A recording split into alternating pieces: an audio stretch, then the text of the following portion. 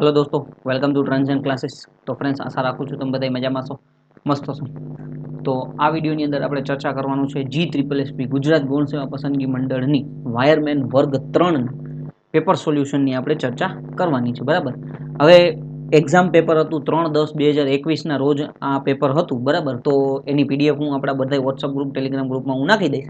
સાથે સાથે આ જે પીપીટીસ છે એ પીપીટીની પણ પીડીએફ હું તમને ટેલિગ્રામ ને વોટ્સઅપ ગ્રુપમાં એડ કરાવી દઈશ। બરાબર, જેથી તમને જોતી હોય તો ત્યાંથી તમે વાંચવા માટે ઉપયોગ કરી શકો છો। બરાબર, પેપર સોલ્યુશન છે, 1 બાય 1 આપણે જોતા જઈએ। બરાબર, હવે સૌથી પહેલા તો ફ્રેન્ડ્સ તો કે ભાઈ આપણી ટ્રાન્ઝેક્શન ક્લાસીસની એપ્લિકેશન છે। જો તમે વાયરમેન વર્ગ 3ની તૈયારી કરવા માંગતા હો તો ટ્રાન્ઝેક્શન ક્લાસીસ એપ્લિકેશન તમને ખૂબ મદદ કરી શકે છે। આપણે ફ્રીમાં ટેસ્ટ લઈએ છીએ, ટૂંક સમયમાં આપણે કોર્સ પણ લોન્ચ કરવાના છે, તો તમે ટ્રાન્ઝેક્શન ક્લાસીસ એપ્લિકેશન જોઈ શકો છો। બરાબર, ત્યાર પછી આપણે @transaction classes Facebook, Instagram, YouTube બધા જ પ્લેટફોર્મ ઉપર આપણે ટ્રાન્ઝેક્શન ક્લાસીસ છે।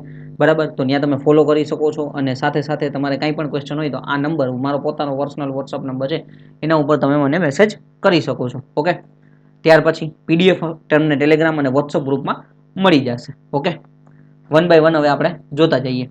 સૌથી પહેલા નંબરનો ક્વેશ્ચન છે, સૌથી મહત્વની વસ્તુ હું તમને એક જણાવી દઉં કે આની અંદર છે ને આપણે જે જૂનું પેપર હતું એની અંદર ટેકનિકલ ને નોન ટેકનિકલ બધાય ક્વેશ્ચન હતા। મેં જનરલી છે બધાય ટેકનિકલ ક્વેશ્ચન છે એ અહીંયા કવર કરેલા છે। બરાબર, ટેકનિકલ ક્વેશ્ચન જ લીધેલા છે, જેટલા જરૂરી છે એવા। એક બે સેફ્ટીના ક્વેશ્ચન છે એ પણ મેં સાથે લઈ લીધા છે, એટલે તમને આઈડિયા આવતો જાય કે જૂનું પેપર કેવું હતું। બરાબર, એટલે 50-56 જેવા ક્વેશ્ચન જેવા બને છે। બરાબર, બાકી તમે પેપર જોશો તો એની અંદર 100 ક્વેશ્ચન હતું, એટલે ગઈ વખતે 100 માર્કનું હતું, પણ એમાં ગુજરાતી, ઇંગ્લિશ ને ઘણું બધું હતું।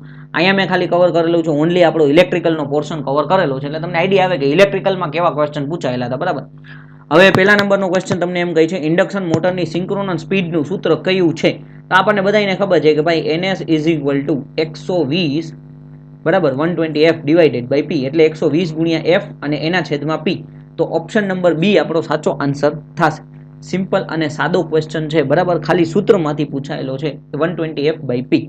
ઓકે, ત્યાર પછીનો બીજો ક્વેશ્ચન તમને એમ કહે છે કે આંખોના રક્ષણ માટે કયા પર્સનલ પ્રોટેક્ટિવ ઇક્વિપમેન્ટ એટલે કે PPE નો ઉપયોગ થાય છે?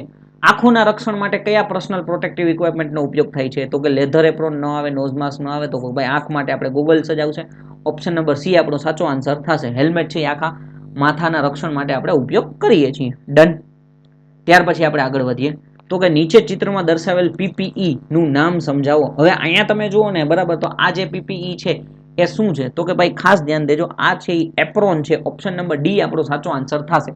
બરાબર, આ એપ્રોન તમને આપેલું છે, અહીંયા જે સિમ્બોલ જે છે એ એપ્રોનનો આપેલો છે।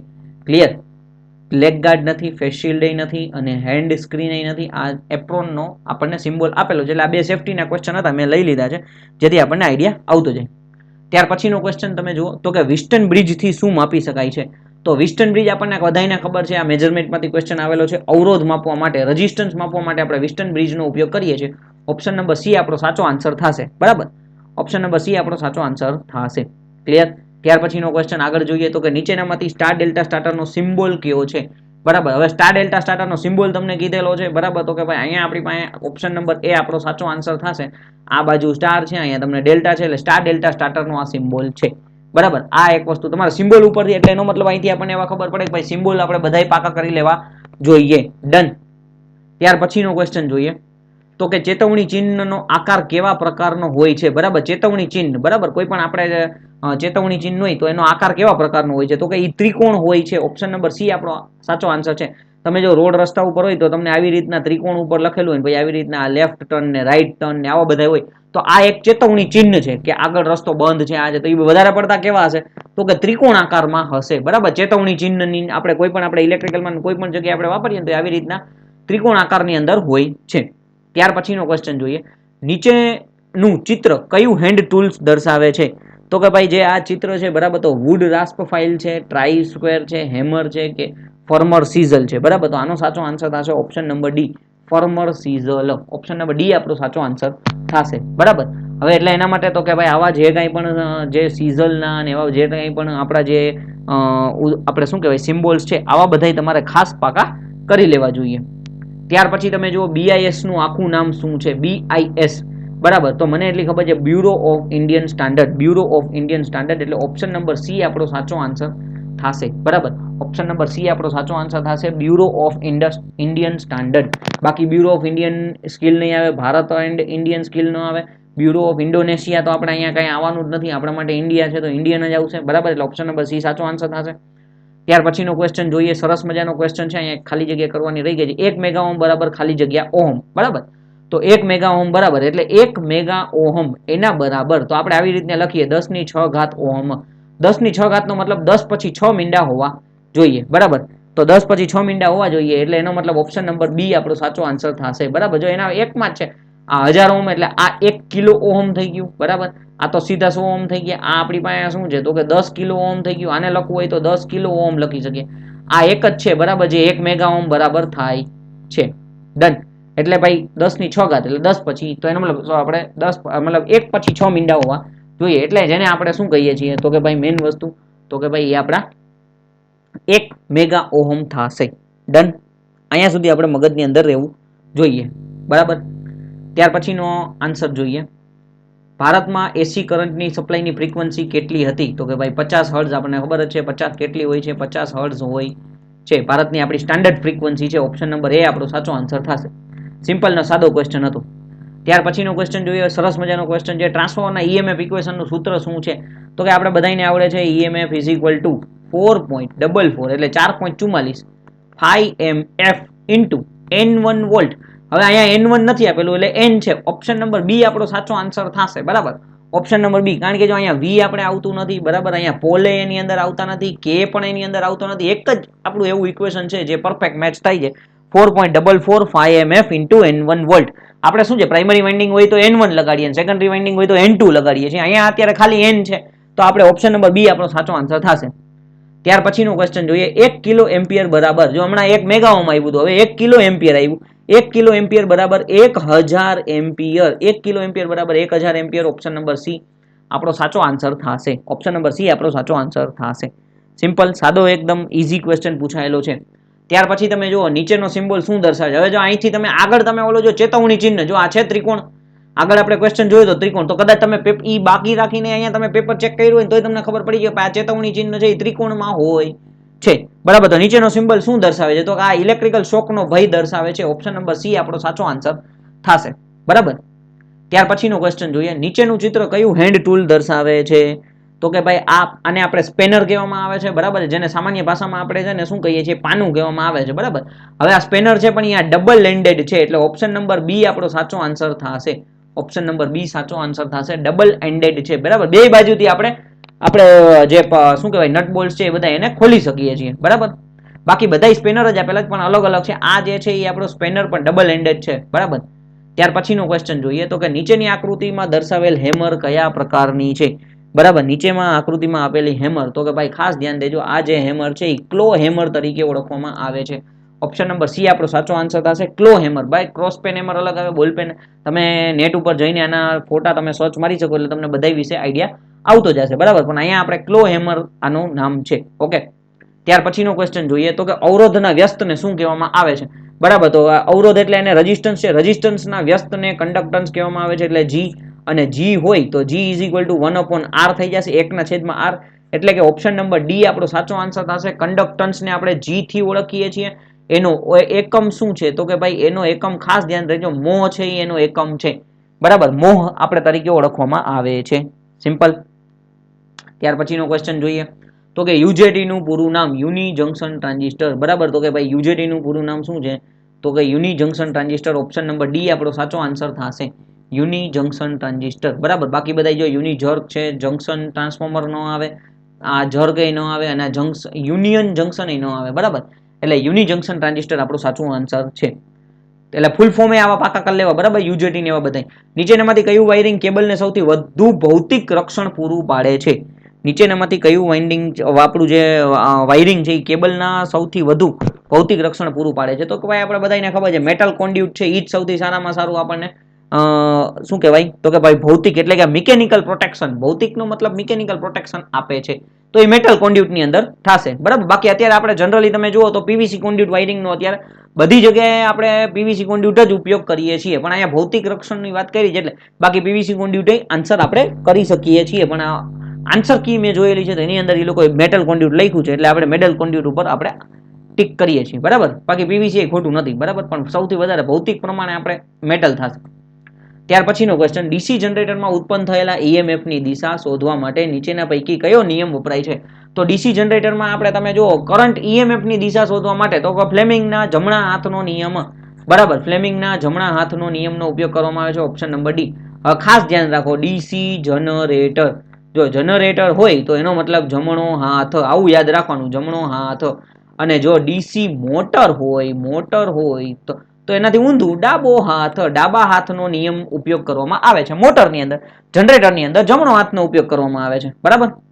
ત્યાર પછી તો કે સબસ્ટેશનમાં અર્થ સ્વિચનો ઉપયોગ શું છે? સબસ્ટેશનની અંદર અર્થ સ્વિચ આવે છે તો એનો ઉપયોગ શું છે? સિસ્ટમને અર્થ પૂરું પાડવા માટે થાય છે, સાચું છે. અકસ્માત અટકાવવા માટે, એ પણ સાચું છે. લાઇનનો ચાર્જ કરંટ અર્થ કરવા માટે, એ પણ સાચું છે. ઓપ્શન નંબર ડી આપણો સાચો આન્સર થશે, ઉપરોક્ત તમામ, બરાબર. ઓપ્શન નંબર ડી, તો બધું જ કરવા માટે આપણે અર્થ સ્વિચનો ઉપયોગ કરીએ છીએ. ત્યાર પછીનો ક્વેશ્ચન જોઈએ, જનરેટર કયા સિદ્ધાંત ઉપર કાર્ય કરે છે? તો કે જે જનરેટર છે એ ફેરેડેના ઇલેક્ટ્રોમેગ્નેટિક ઇન્ડક્શનના સિદ્ધાંત ઉપર કાર્ય કરે છે. ઓપ્શન નંબર બી આપણો સાચો આન્સર થશે, ફેરેડેના ઇલેક્ટ્રોમેગ્નેટિક ઇન્ડક્શનના સિદ્ધાંત મુજબ કાર્ય કરે છે. ત્યાર પછીની વાત કરીએ તો કે ડીસી જનરેટરમાં આર્મેચરમાં ઉત્પન્ન થતા એસી કરંટનું ડીસી કરંટમાં રૂપાંતર કરવા માટે કયા ડિવાઇસ વપરાય છે? જો ડીસી જનરેટરની અંદર આર્મેચરમાં જે છે, આર્મેચર છે, બરાબર, એની અંદર એસી પ્રવાહ ઉત્પન્ન થાય છે, પણ એને ડીસી કરવા માટે આપણે શેનો ઉપયોગ કરીએ છીએ? કોમ્યુટેટરનો. કોમ્યુટેટર શું કરે છે? એસી સપ્લાયનું ડીસી સપ્લાયમાં રૂપાંતર કરે છે. ઓપ્શન નંબર ડી આપણો સાચો આન્સર થશે, બરાબર. ઓપ્શન નંબર ડી આપણો સાચો આન્સર થશે. એ ફોર આર્મેચર છે, અહીંયા ખાસ ધ્યાન દેજો, બરાબર. પૂછી નાખીએ એટલે વરીનગર પછી પીડીએફમાં તમને લોચા થશે, બરાબર. એસી નું ડીસી આપણે કોમ્યુટેટરની મદદથી કરીએ છીએ ડીસી જનરેટરની અંદર, બરાબર. કોમ્યુટેટર કેનું બનેલું હોય છે એ તમારે કમેન્ટની અંદર આન્સર કહેવાનું હોય છે, બરાબર. કોમ્યુટેટર કેનું બનેલું હોય છે. ત્યાર પછી ડીસી શન્ટ અને કમ્પાઉન્ડ મોટરની સ્પીડ કંટ્રોલ કરવાની મેથડ કઈ છે? તો કે ડીસી શન્ટ અને કમ્પાઉન્ડ મોટરની, તો કે આર્મેચર કંટ્રોલ મેથડ અને શન્ટ ફિલ્ડ રેઝિસ્ટન્સ મેથડ. તો આ બંને મેથડ છે એ ઉપયોગમાં લેવામાં આવે છે એટલે ઓપ્શન નંબર સી આપણો સાચો આન્સર થશે. એ અને બી બંને, બરાબર. ડીસી શન્ટ મોટરમાં આપણે સ્પીડ કંટ્રોલ કરવો હોય તો આર્મેચર કંટ્રોલ મેથડ, અને ત્યાર પછી આપણે ફિલ્ડ કંટ્રોલ મેથડ, બે મેથડનો ઉપયોગ થાય છે. કમ્પાઉન્ડમાં સેમ એઝ ઇટ ઇઝ એટલે બે મેથડનો ઉપયોગ થશે. ઓપ્શન નંબર સી, એ અને બી બંને સાચો આન્સર થશે. ત્યાર પછી તમે જો નીચેની આકૃતિ કયું ટ્રાન્સફોર્મર દર્શાવેલે છે? તો આપણને જ્યાંથી દેખાય છે આ 1 2 3 એટલે RYB, તો polyphase transformer. Option number C આપણો સાચો આન્સર થશે. બાકી કરંટ ટ્રાન્સફોર્મર આવું ના હોય, high frequency transformer, audio frequency transformer આવું ના હોય. આ ખરેખર પાવર ટ્રાન્સફોર્મર છે એટલે 3 ફેઝ ટ્રાન્સફોર્મર, અહીંયા પોલીફેઝ ટ્રાન્સફોર્મર લખ્યું છે તો પોલીફેઝ ટ્રાન્સફોર્મર આપણે લખીએ છીએ, બરાબર. ત્યાર પછી તમે જુઓ તો કે પરમેનન્ટ કેપેસિટર મોટર સામાન્ય રીતે ક્યાં વપરાય છે? પરમેનન્ટ કેપેસિટર મોટર, બરાબર. તો કે ભાઈ ઈ પંખાની અંદર ઉપયોગ કરવામાં આવે છે. ઓપ્શન નંબર એ આપણો સાચો આન્સર થશે. પરમેનન્ટ કેપેસિટર મોટર સામાન્ય રીતે પંખાની અંદર ઉપયોગ કરવામાં આવે છે. ત્યાર પછીનો ક્વેશ્ચન જુઓ તો કે જનરેટર તેનું રેઝિડ્યુઅલ મેગ્નેટિઝમ કયા કારણોસર ગુમાવી દે છે? તો કે જનરેટરની અંદર આપણે વોલ્ટેજને જનરેટ કરવા માટે રેઝિડ્યુઅલ મેગ્નેટિઝમની જરૂર પડે છે. તો કે ભાઈ ઈ ગુમાવવાનું કારણ શું છે? લાંબા સમયથી બંધ પડી ગયેલું હોય, ભારે શોર્ટ સર્કિટ થઈ ગયું હોય, ભારે ઓવરલોડિંગ હોય. તો સાચો આન્સર સાથે ઓપ્શન નંબર ડી, ઉપરોક્ત તમામને લીધે આપણે જનરેટરનું રેઝિડ્યુઅલ મેગ્નેટિઝમ છે ઈ ગુમાવી દે છે અથવા જતું રહેશે, બરાબર. ત્યાર પછીનો ક્વેશ્ચન જોઈએ તો કે ઇન્ડક્શન મોટરમાં સ્ટેટરમાં 3 ફેઝ સપ્લાય આપવામાં આવે ત્યારે સ્ટેટરમાં શું થાય છે? તો કે જ્યારે ઇન્ડક્શન મોટરની અંદર જ્યારે સ્ટેટરને આવી રીતના આપણે ઇન્ડક્શન મોટર છે અને સ્ટેટર 3 ફેઝ વાઇન્ડિંગ હોય, આર વાય અને બી, આવી રીતના, બરાબર. અહીંયા વચ્ચે રોટર હોય છે, એમાં આર લખું છું, બરાબર. તો જ્યારે તમે સ્ટેટરને 3 ફેઝ સપ્લાય આપો છો ત્યારે રોટેટિંગ મેગ્નેટિક ફિલ્ડ એટલે કે RMF ઉત્પન્ન થાય છે. ફરતું ચુંબકીય ક્ષેત્ર ઉત્પન્ન થાય છે જેને આપણે RMF થી ઓળખીએ છીએ, રોટેટિંગ મેગ્નેટિક ફિલ્ડ, બરાબર. ઓપ્શન નંબર બી આપણો સાચો આન્સર થશે. ડન. સાવ સાદો ને સિમ્પલ ક્વેશ્ચન છે. જ્યારે ઇન્ડક્શન મોટરનો સિદ્ધાંત તમને આવડતો હોવો જોઈએ અને ત્યાંથી તો શરૂઆત થાય છે. જ્યારે 3 ફેઝ ઇન્ડક્શન મોટરને 3 ફેઝ સપ્લાય આપવામાં આવે ત્યારે રોટેટિંગ મેગ્નેટિક ફિલ્ડ એટલે કે ફરતું ચુંબકીય ક્ષેત્ર ઉત્પન્ન થાય છે. ત્યાર પછીનો ક્વેશ્ચન, નીચેના પૈકી કયું એક સર્કિટ બ્રેકર નથી? ખાસ ધ્યાન દેજો, નથી પૂછ્યું છે, નથી, બરાબર. તો એનો મતલબ and blast circuit breaker, air blast, oil circuit breaker ને વેક્યુમ. તો આ બધાય તો છે, નથી કયું? તો ઓપ્શન નંબર એ આપણો સાચો આન્સર થશે, એન્ડ બ્લાસ્ટ સર્કિટ બ્રેકર. આવું કોઈ સર્કિટ બ્રેકર જ નથી, બરાબર. ત્યાર પછીનો ક્વેશ્ચન, ન્યુક્લિયર પાવર સ્ટેશનના ફાયદાઓ શું છે? ન્યુક્લિયર પાવર સ્ટેશનના ફાયદા બરાબર. તો ન્યુક્લિયર પાવર સ્ટેશનને જો ફ્યુલની જરૂરિયાત ખૂબ જ ઓછી હોય છે એ પણ સાચું છે. તે અન્ય પાવર સ્ટેશન કરતાં ઓછી જગ્યામાં બાંધી શકાય છે થર્મલ કરતાં સાચું છે. તેને ચાલુ રાખવાનો ખર્ચ ખૂબ ઓછો હોય છે એ પણ સાચું છે. એટલે ઓપ્શન નંબર ડી આપણો સાચો આન્સર થશે. ઉપરોક્ત તમામ છે એટલે ઓલ ઓફ ધી અબવ આપણે કહી શકાય. બધા ઓપ્શન છે એ સાચા છે. આ ફાયદા છે. ત્યાર પછીનો ક્વેશ્ચન જોઈએ. 3 ફેઝ અહીંયા જો સ્ક્વિરલ આવી રીતના squirrel 3 phase Viral cage typing થોડીક મિસ્ટેક થઈ ગઈ છે. 3 ફેઝ સ્ક્વિરલ કેજ ઇન્ડક્શન મોટરનો મુખ્ય ભાગ જણાવો. બરાબર. તો કે ભાઈ 3 ફેઝ છે સ્ક્વિરલ કેજ ઇન્ડક્શન મોટરના મુખ્ય ભાગ તો કે સ્ટેટર હોય છે, રોટર હોય છે, શાફ્ટ અને બેરિંગ. તો ઉપરોક્ત તમામ આપણા બધાય મુખ્ય ભાગ છે. બરાબર. બે મુખ્ય ભાગ છે. હા, પણ એક વસ્તુ ખાસ ધ્યાન રાખજો. જો રચનાની દ્રષ્ટિએ છે ને મેઇન આપણે જોવા જઈએ તો રોટર થી જ આપણે કહી શકાય કે 3 phase squirrel cage induction motor છે. બાકી સ્લિપ રિંગ ઇન્ડક્શન મોટર ને સ્ક્વિરલ કેજ ઇન્ડક્શન મોટરમાં સ્ટેટરની રચના સમાન છે. એટલે આને પણ આપણે આન્સર કહી શકીએ છીએ. પણ આન્સર કીમાં ઉપરોક્ત તમામ આપેલું છે એટલે હું ડી ટીક કરું છું. પણ રોટર પણ આપણો આન્સર હોઈ શકે છે. બરાબર. ત્યાર પછીનો ક્વેશ્ચન જોઈએ તો નીચેની આકૃતિમાં દર્શાવેલ સોલ્ડરિંગનું નામ શું છે? બરાબર. તો કે ભાઈ નીચેની આકૃતિમાં આપેલા સોલ્ડરિંગનું નામ તો કે ટેમ્પરેચર કંટ્રોલ સોલ્ડરિંગ છે. ઓપ્શન નંબર એ આપણો સાચો આન્સર થશે. બરાબર. ટેમ્પરેચર કંટ્રોલ સોલ્ડરિંગ છે. ડન. ત્યાર પછીનો ક્વેશ્ચન જોઈએ તો કે ઇન્સ્યુલેશન સિસ્ટમ પ્રમાણે કેબલના પ્રકારોમાં કયા કેબલનો સમાવેશ થાય છે? તો કે ઇન્સ્યુલેશન પ્રમાણે તમે જુઓ તો કે ભાઈ આપણી પાસે PVC cable, MI cable, PILC cable. બરાબર. અને ઉપરોક્ત તમામ તો કે ભાઈ સાચો આન્સર થશે ઓપ્શન નંબર ડી ઉપરોક્ત તમામ. તો આ ત્રણ પ્રકારના ઇન્સ્યુલેશન પ્રમાણે આપણી પાસે કેબલ છે. બરાબર. પીવીસી ઇન્સ્યુલેટેડ કેબલ હોય છે, એમઆઈ કેબલ હોય છે, ત્યાર પછી પીઆઈએલસી કેબલ પણ હોય છે. ત્યાર પછી તમે જુઓ તો કે હવે સરસ મજાનો ક્વેશ્ચન. નીચેનામાં અવરોધ કયા પ્રકારનો અવરોધ છે? બરાબર. તો કે વાયર વાઉન્ડ છે, કાર્બન કમ્પોઝિશન છે, મેટલ ફિલ્મ છે કે કાર્બન ફિલ્મ અવરોધ છે? તો સાચો આન્સર થશે ભાઈ આપણો મેટલ ફિલ્મ અવરોધ. ઓપ્શન નંબર સી આપણો સાચો આન્સર થશે. મેટલ ફિલ્મ અવરોધ છે. આ જે સિમ્બોલ છે એ મેટલ ફિલ્મ અવરોધનો આપેલો છે. ત્યાર પછીનો ક્વેશ્ચન જોઈએ. પાવર ફેક્ટરનું સૂત્ર. તો કે ભાઈ પાવર ફેક્ટર બરાબર આપણી પાસે સૂત્ર શું છે? તો કે ભાઈ ઉપર આવી જશે ટ્રુ પાવર અથવા એક્ટિવ પાવર પણ લખી શકો છો. બરાબર. ઉપર ટ્રુ પાવર આવે તો એનો મતલબ સાદું સિમ્પલ. ઓપ્શન નંબર બી આપણો સાચો આન્સર થઈ જશે. નીચે આપણું પાસે આવી જશે એપરન્ટ પાવર. Apparent power. બરાબર. ટ્રુ પાવરના છેદમાં એપરન્ટ પાવર અથવા તમે આર અપોન ઝેડ પણ લખી શકો છો. પણ અહીંયા જે આપ્યું છે એ આપણે લખવાનું છે. એટલે ઓપ્શન નંબર બી આપણો સાચો આન્સર થશે. બરાબર. મેં આવી રીતના યાદ રાખ્યું હોય પીટીએ યાદ રાખવાનું. Power factor is equal to P ઉપર ટ્રુ પાવર અને છેદમાં એપરન્ટ પાવર. બરાબર. અથવા એક્ટિવ પાવરના છેદમાં એપરન્ટ પાવર પણ સાચું છે. ત્યાર પછીનો ક્વેશ્ચન. કેન્ડેલા એ શેનો એકમ છે? બરાબર. કેન્ડેલા છે. કેન્ડેલા તો તમે ભાઈ luminous intensity. Option number B આપણો સાચો આન્સર થશે. કેન્ડેલા છે તો એ લ્યુમિનસ ઇન્ટેન્સિટીનો યુનિટ છે. આ આપણા 7 જે મેઇન આપણા એકમો છે. બરાબર. એસઆઈ એકમ એમાંથી આપણે આ કેન્ડેલા આવે છે. લ્યુમિનસ ઇન્ટેન્સિટી તો કે એને કેન્ડેલા એનો યુનિટ થશે. ત્યાર પછીનો ક્વેશ્ચન. એટલે યુનિટ બધાય પાકા કરી લેવાના છે. ખાસ તમારે ધ્યાન દેવાનું છે. જીનર ડાયોડમાં જીનર બ્રેકડાઉન વોલ્ટેજ કરતા જ્યારે વધુ રિવર્સ વોલ્ટેજ આપવામાં આવે ત્યારે થતા બ્રેકડાઉનને શું કહે છે? જીનર બ્રેકડાઉન વોલ્ટેજ કરતા વધારે જો રિવર્સ વોલ્ટેજ આપવામાં આવે ને તો જે બ્રેકડાઉન થાય છે તેમાં એવલન્ચ બ્રેકડાઉન કહેવામાં આવે છે. ઓપ્શન નંબર બી આપણો સાચો આન્સર થશે. બે પ્રકારના બ્રેકડાઉન હોય છે, જીનર બ્રેકડાઉન અને એવલન્ચ બ્રેકડાઉન. તો આમાં જે જીનર બ્રેકડાઉન વોલ્ટેજ કરતા વધુ રિવર્સ વોલ્ટેજ આપવામાં આવે ને એને લીધે જે બ્રેકડાઉન થાય છે તો એને એવલન્ચ બ્રેકડાઉન કહેવામાં આવે છે. ત્યાર પછી નીચેની આકૃતિમાં કયો જોઈન્ટ આપેલો છે? બરાબર. તો નીચેની આકૃતિમાં જે જોઈન્ટ આપેલો છે તેને વેસ્ટર્ન યુનિયન જોઈન્ટ કહેવામાં આવે છે. ઓપ્શન નંબર સી આપણો સાચો આન્સર છે. વેસ્ટર્ન યુનિયન જોઈન્ટ કહેવામાં આવે છે. ડન. ત્યાર પછીનો ક્વેશ્ચન જોઈએ. સુપર ટેન્શન કેબલની વોલ્ટેજ રેન્જ કઈ છે? જો સુપર ટેન્શનની વાત કરી છે તો એ છે 22 કેવી થી 33 કેવી થશે. ઓપ્શન નંબર સી આપણો સાચો આન્સર થશે. બરાબર. એચટી એસટી એવી રીતના હોય છે. હાઈ ટેન્શન, સુપર ટેન્શન અથવા હાઈ વોલ્ટેજ, સુપર વોલ્ટેજ. બરાબર. એવી રીતના હોય છે. એલવી, એચવી. બરાબર. તો એના પ્રમાણે સુપર ટેન્શન 22 કેવી થી 33 કેવી થશે. એક્સ્ટ્રા સુપર ટેન્શન કઈ તો એ 33 થી 66 થઈ જશે. ઈએસવી. ત્યાર પછીનો ક્વેશ્ચન. નીચેનામાંથી કયા સર્કિટ બ્રેકરમાં અવરોધ ખૂબ જ ઓછો હોય? અચ્છા, કયા સર્કિટમાં અવરોધ ખૂબ જ ઓછો હોય અને કરંટ ખૂબ વધારે હોય?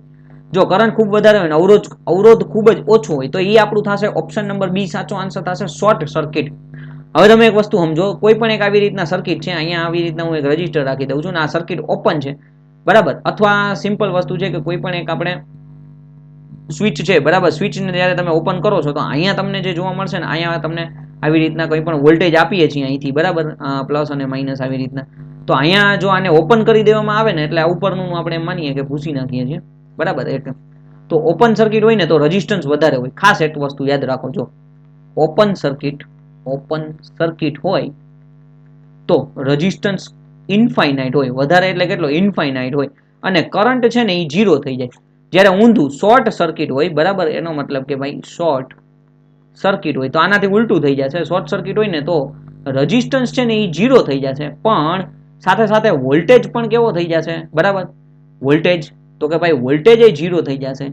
અને બીજા નંબરની વસ્તુ કરંટ છે ને એ ઇન્ફાઇનાઇટ થઈ જશે, ખૂબ જ વધી જશે, બરાબર. ઇન્ફાઇનાઇટ તો પણ નહીં ન કહું, બરાબર, પણ મેઇન વસ્તુ છે કે કરંટમાં ખૂબ જ વધારો થઈ જશે, કરંટમાં ખૂબ વધારો થશે, બરાબર. સિમ્પલ વસ્તુ, ઓપન સર્કિટ હોય તો કરંટ 0, શોર્ટ સર્કિટ હોય તો વોલ્ટેજ 0, બરાબર. ઓમાં રેઝિસ્ટન્સ ઇન્ફાઇનાઇટ, આમાં રેઝિસ્ટન્સ 0 થઈ જશે, એટલે રેઝિસ્ટન્સ આપણો ઓછો છે ને કરંટ વધારે છે તો એ શોર્ટ સર્કિટ થઈ ગયું. ત્યાર પછીનો ક્વેશ્ચન, કેપેસિટન્સનું એકમ સાદું સિમ્પલ છે, ફેરાડે છે, ફેરાડ, ઓપ્શન નંબર બી સાચો આન્સર થશે. ત્યાર પછી નીચેનામાંથી કયા પ્રકારના વાયરિંગના પ્રકાર છે, તો કે ભાઈ cleat wiring, CTS, TRS wiring, PVC casing capping wiring, ઉપરોક્ત તમામ, ઓપ્શન નંબર ડી આપણો સાચો આન્સર છે, બરાબર. એટલે અહીંયા તમે જુઓ ઉપરોક્ત તમામ વાળા બધા ક્વેશ્ચનની અંદર આપણો આન્સર છે ને આવી જાય છે, ઉપરોક્ત તમામ, કારણ કે આ બધા વાઇન્ડિંગ આપણા વાયરિંગના પ્રકાર છે. ક્લિટ વાયરિંગ છે, બેટન વાયરિંગ છે, કેસિંગ કેપિંગ વાયરિંગ છે, પછી કોન્ડ્યુટ વાયરિંગ આવે છે, પણ અહીંયામાં છે નહીં. મૂવિંગ આયરન ઇન્સ્ટ્રુમેન્ટનો સિમ્બોલ કયો છે, તો ઓપ્શન નંબર ડી આપણો સાચો આન્સર થશે. આ મૂવિંગ આયરન ઇન્સ્ટ્રુમેન્ટનો સિમ્બોલ છે, બરાબર. ત્યાર પછીનો ક્વેશ્ચન જોઈએ તો કે મૂવિંગ આયરન કોઇલ, અચ્છા, મૂવિંગ કોઇલ પ્રકારના મીટરની એક્યુરેસી કેટલી હોય છે? મૂવિંગ કોઇલ પ્રકારના મીટરની એક્યુરેસી 0.1 થી 2% હોય છે. ઓપ્શન નંબર બી આપણો સાચો આન્સર થશે. ઓકે, એક્યુરેસીની વાત કરી, કેટલી એક્યુરેસી હોઈ શકે છે.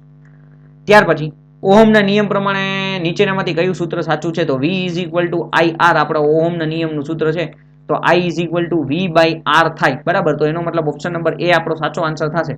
બાકી R = I/V ન થાય, R શું થઈ જાય, તો કે ભાઈ V/I થાય, એટલે I ખોટું છે. પાવર I/R ન આવે અને I VR ન આવે, I V/R છે, એટલે ઓપ્શન નંબર એ જ આપણો સાચો આન્સર થશે.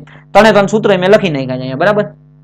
ત્યાર પછીનો ક્વેશ્ચન, તો કે 1 હોર્સ પાવર, પણ આ બ્રિટિશ વાત કરી છે, બ્રિટિશમાં 1 હોર્સ પાવર બરાબર 746 થશે, ખાસ ધ્યાન દેવાનું છે, 746 વોટ થશે, બરાબર, 746 વોટ. આ બ્રિટિશની વાત કરી છે, એટલે નકર આપણે જનરલી 735.5 લેતા હોઈએ છીએ, બરાબર. પછીનો ક્વેશ્ચન જોઈએ, નીચે આપેલ આકૃતિ કયા પ્રકારનું વાયરિંગ દર્શાવે છે? તો કે હવે અહીંયા તમે જુઓ છો કે આ એક લાઈન આપેલી છે આવી રીતના, સ્વિચ 1, સ્વિચ 2, સ્વિચ 3, સ્વિચ 4. અહીંયા આપણે તમે જો અહીંથી આપણે ચાલુ કરી, બરાબર, L1, L2, L3 ને L4 છે. ઓકે, તો હવે અહીંથી તમે જુઓ તો આ જે વાઇન્ડિંગ છે એ ટનેલ લાઇટિંગ વાયરિંગ છે. ઓપ્શન નંબર બી આપણો સાચો આન્સર થશે. ટનેલ લાઇટિંગ વાયરિંગ માટે આવું વાયરિંગનો ઉપયોગ કરવામાં આવે છે, આ જે વાઇન્ડિંગ છે, બરાબર. બાકી કોરિડોર આખું અલગ હોય છે, સ્ટેરકેસ અલગ હોય છે, અને હોસ્ટેલ વાઇન્ડિંગ અલગ હોય, બરાબર. એટલે આ જે છે એ ટનેલ વાઇન્ડિંગ આપણું છે, ટનેલ લાઇટિંગ વાયરિંગ છે. ત્યાર પછીનો ક્વેશ્ચન જુઓ, નિયોન સાઇન લેમ્પમાં લીલા રંગના પ્રકાશ માટે કયા કેમિકલના મિશ્રણનો ઉપયોગ કરવામાં આવે છે? જો લીલા રંગ માટેની વાત થાય છે તો ઝિંક સિલિકેટ એડ કરવાનો થશે. ઓપ્શન નંબર એ આપણો સાચો આન્સર થશે, ઝિંક સિલિકેટ, બરાબર. ત્યાર પછીનો ક્વેશ્ચન જોઈએ તો કે અલ્ટરનેટિંગ કરંટનો સિમ્બોલ, તો કે ઓપ્શન નંબર સી આપણો સાચો આન્સર થશે, બરાબર. આવી રીતના અલ્ટરનેટિંગ કરંટનો સિમ્બોલ હોય છે. ડીસી હોય તો ડીસી નું તો સિમ્પલ આવી રીતના ડેશ હોય છે, એટલે ઓપ્શન નંબર સી આપણો સાચો આન્સર થશે. ત્યાર પછીનો ક્વેશ્ચન જોઈએ, નીચેનામાંથી વોટમીટરના કયા પ્રકાર છે, અથવા વોટમીટરના પ્રકાર કયા છે? તો ડાયનેમોમીટર પ્રકારનું wattmeter, induction wattmeter, electrostatic wattmeter, તો આ બધા વોટમીટરના પ્રકાર છે. ઓપ્શન નંબર ડી આપણો સાચો આન્સર થશે. ઓકે, ત્યાર પછીનો ક્વેશ્ચન, ટ્રાન્સફોર્મર કયા સિદ્ધાંત ઉપર કાર્ય કરે છે? બહુ સરસ મજાનો ક્વેશ્ચન છે. ઓપ્શન નંબર બી સાચો આન્સર થશે. મ્યુચ્યુઅલ ઇન્ડક્શનના સિદ્ધાંત ઉપર કાર્ય કરે છે, બરાબર. ટ્રાન્સફોર્મર મ્યુચ્યુઅલ ઇન્ડક્શનના સિદ્ધાંત ઉપર, એટલે કે આ એક કોઇલ છે, આ બીજી કોઇલ છે, આની અંદર જ્યારે તમે કરંટ પસાર કરો છો તો મેગ્નેટિક ફિલ્ડ આની હારે લિંક થાય છે, અને તેમાં EMF પ્રોડ્યુસ થાય છે, બરાબર. તો તેને આપણે મ્યુચ્યુઅલ ઇન્ડક્શન કહેવામાં આવે છે. ત્યાર પછીનો ક્વેશ્ચન, નીચેની આકૃતિમાં દર્શાવેલ ટ્રાન્ઝિસ્ટર કયા પ્રકારનું છે? સિમ્પલ ને સાદી વસ્તુ છે, ટ્રાન્ઝિસ્ટર બે પ્રકારના છે, એટલે ઓપ્શન નંબર એ અને બી તો આવવાના જ નથી, બરાબર. હવે અહીંયા જો એરો અંદરની તરફ જાય છે તો આ PNP પ્રકારનું ટ્રાન્ઝિસ્ટર છે, PNP પ્રકારનું ટ્રાન્ઝિસ્ટર છે. ઓપ્શન નંબર ડી આપણો સાચો આન્સર થશે. જો NPN હોત ને તો કરંટ બહારની તરફ જાય ને તો NPN, કરંટ અંદરની તરફ જાય ને તો એ PNP પ્રકારનું ટ્રાન્ઝિસ્ટર કહેવામાં આવશે, બરાબર. સૌ સરસ મજાનો સિમ્પલ ક્વેશ્ચન હતો. ત્યાર પછી તમે જુઓ પાવરનું સૂત્ર શું છે, તો પાવર = આપણને ખબર છે I2R, આ પણ સાચું છે. પાવર = VI પણ સાચું છે, અને પાવર V²/R આ પણ સાચું છે, એટલે ઓપ્શન નંબર ડી આપણો સાચો આન્સર થશે. ઉપરોક્ત તમામ આ બધાય પાવરના સૂત્ર છે, બરાબર. ત્યાર પછીનો ક્વેશ્ચન જુઓ, ટ્રી વાયરિંગ પદ્ધતિનો ફાયદો શું છે? ફાયદો કહેવાનો છે ઓછી લંબાઈના કેબલની કે બસ બારની જરૂર પડે છે અને ઊંચી બિલ્ડિંગ માટે અનુરૂપ છે, તો ઓપ્શન નંબર સી આપણો સાચો આન્સર થશે, બરાબર. ઓપ્શન નંબર સી સાચો આન્સર થશે કે બે આપણા ટ્રી વાઇન્ડિંગ પદ્ધતિના ફાયદા છે, બરાબર. ત્યાર પછીનો ક્વેશ્ચન જોઈએ તો કે લ્યુમિનસ એફિશિયન્સીનો એસઆઈ એકમ શું છે? લ્યુમિનસ એફિશિયન્સીનો એસઆઈ એકમ લ્યુમેન થશે. ઓપ્શન નંબર સી આપણો સાચો આન્સર થશે. બરાબર, લ્યુમેન છે એ આપણો લ્યુમિનસ એફિશિયન્સીનો એસઆઈ એકમ છે. પછીનો ક્વેશ્ચન જોઈએ તો કે નીચેનામાંથી કોનો અલગ અલગ પ્રકારના લેમ્પમાં સમાવેશ થાય છે? ખાલી લેમ્પના અલગ અલગ પ્રકાર, કોનો અલગ અલગ? તો કે કાર્બન આર્ક લેમ્પ એટલે કાર્બન ફિલામેન્ટ લેમ્પ કહી શકાય છે, કાર્બન આર્ક લેમ્પ કહેવાય છે, neon sign lamp, sodium vapour, આ બધા અલગ અલગ છે.